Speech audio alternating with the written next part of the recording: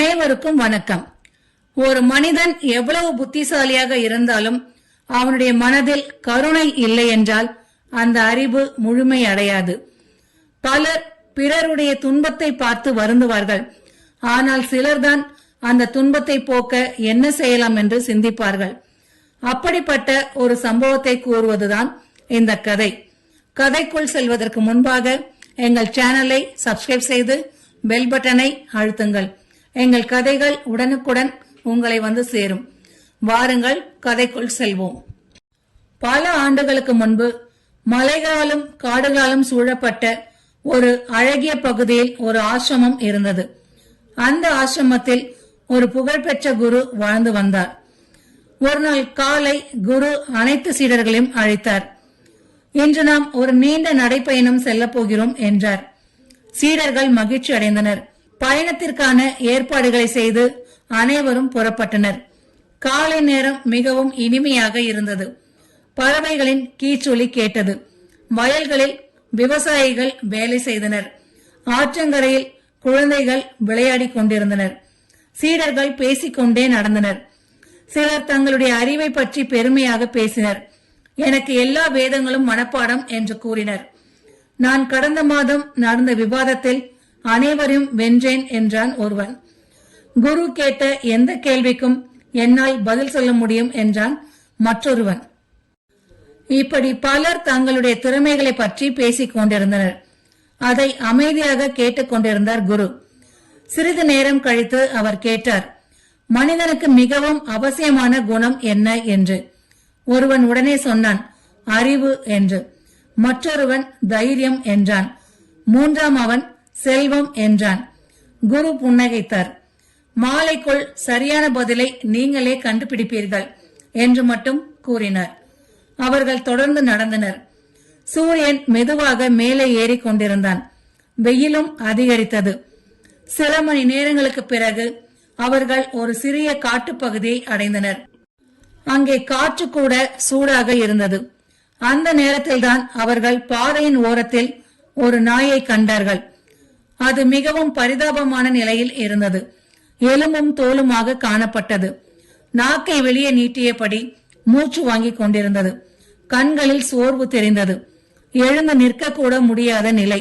சில சீடர்கள் அதை பார்த்துவிட்டு பாவம் என்று சொன்னார்கள். ஆனால் அங்கேயே நின்று உதவ யாரும் முன்வரவில்லை.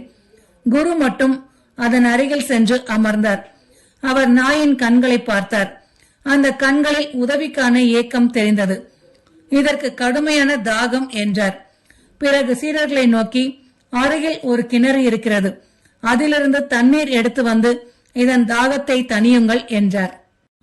உடனே சில சீடர்கள் கிணற்றை நோக்கி சென்றனர். சிறிது நேரத்தில் அவர்கள் திரும்பி வந்தனர். அவர்கள் கைகளில் தண்ணீர் இல்லை. என்ன ஆயிற்று என்று கேட்டார் குரு. கிணறு இருக்கிறது என்றனர். அப்படியானால் தண்ணீர் எங்கே என்று கேட்டார் குரு. வாளி இல்லை என்றனர். வாளி இல்லையா? ஆம். அதனால் தண்ணீர் எடுக்க முடியவில்லை என்றனர். குரு எதுவும் பேசவில்லை. சில நிமிடங்கள் அமைதியாக இருந்தார். அந்த அமைதி சீடர்களுக்கே சங்கடமாக இருந்தது. அப்போது ஒரு சீடன் மட்டும் நாயின் அருகில் அமர்ந்திருந்தான். அவனுடைய பெயர் ஆனந்தன். அவன் அந்த நாயை பார்த்தபோது மனம் உடைந்தது. தன் சிறு வயதில் வளர்த்த நாய் அவனுக்கு நினைவுக்கு வந்தது. ஒருமுறை அது நோய்வாய்ப்பட்ட பொழுது அவன் பல நாட்கள் தூங்காமல் பார்த்து கொண்டிருந்தான். அந்த நினைவு அவனுடைய மனதை உலுக்கியது. இந்த உயிரை எப்படியாவது காப்பாற்ற வேண்டும் என்று அவன் நினைத்தான். அவன் கிணற்றை நோக்கி சென்றான். உள்ளே பார்த்தான். தண்ணீர் இருந்தது. ஆனால் மிகவும் ஆழத்தில் இருந்தது. வாளி இல்லை. அவன் சுற்றிலும் பார்த்தான். எதுவும் கிடைக்கவில்லை. முதலில் கைகளை நீட்டி முயற்சி செய்தான். முடியவில்லை. பின்னர் ஒரு நீண்ட குச்சியை தேடினான். அதுவும் பயனளிக்கவில்லை. சில நொடிகள் அவன் யோசித்தான். அப்பொழுது காற்றில் ஆடிய காட்டுக்கொடிகள் அவன் கண்களில் பட்டன. உடனே அவற்றை பறிக்க ஆரம்பித்தான்.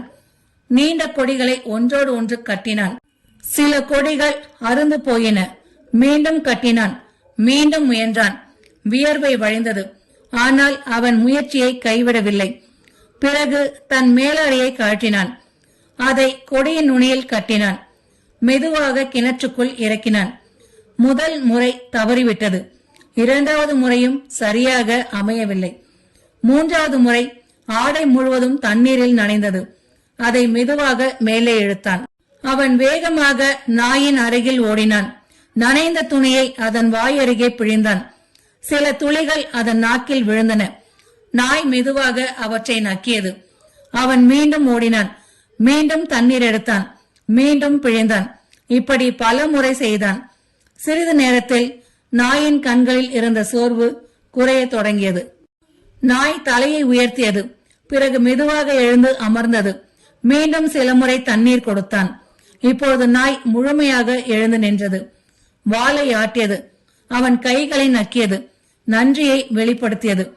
இந்த காட்சியை தொலைவில் இருந்து பார்த்து கொண்டிருந்த குருவின் முகத்தில் மகிழ்ச்சி தெரிந்தது. அனைத்து சீடர்களையும் அவர் அழைத்தார். இப்பொழுது சொல்லுங்கள் என்றார். உங்களில் யார் உண்மையாக நாய்க்கு உதவி செய்தார் என்று. அனைவரும் ஆனந்தனை சுட்டிக்காட்டினர். குரு மெதுவாக பேச ஆரம்பித்தார். நீங்கள் அனைவரும் நாயை கண்டீர்கள். நீங்கள் அனைவரும் அதன் துன்பத்தையும் புரிந்து கொண்டீர்கள். ஆனால் ஏன் உதவ முடியவில்லை என்று கேட்டார். யாராலும் பதில் சொல்ல முடியவில்லை. ஏனென்றால் நீங்கள் பிரச்சனையை பார்த்தீர்கள். ஆனால் ஆனந்தன் அந்த உயிரின் வேதனையை உணர்ந்தான். நீங்கள் வாளி இல்லை என்று நினைத்தீர்கள். அவன் தண்ணீர் எப்படியாவது கிடைக்க வேண்டும் என்று நினைத்தான். நீங்கள் காரணத்தை கண்டீர்கள். அவன் தீர்வை கண்டான் என்றார். ஒரு சீடு கேட்டான், குருவே, நாங்களும் உதவ நினைத்தோமே என்று. குரு புன்னகைத்தார். நினைத்தீர்கள், ஆனால் மனதின் ஆழத்தில் அந்த உயிரின் துன்பத்தை உணரவில்லை. ஒரு தாய் தனது குழந்தை அழும்போது 1000 வழிகளை தேடுவாள். ஏன் தெரியுமா? அவள் அந்த குழந்தையின் வேதனையை தன்னுடைய வேதனையாக உணர்கிறாள். அனைவரும் அமைதியாக கேட்டனர். குரு தொடர்ந்தார். உலகத்தில் 2 வகையான மனிதர்கள் இருக்கிறார்கள். ஒருவர் பிரச்சனையை பார்த்து விலகி செல்வார்.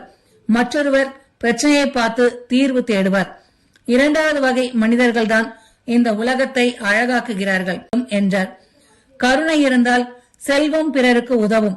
கருணை இருந்தால் அதிகாரம் மக்களுக்கு நன்மை செய்யும். கருணை இல்லை என்றால் அறிவும் ஆபத்தாக மாறலாம் என்றார்.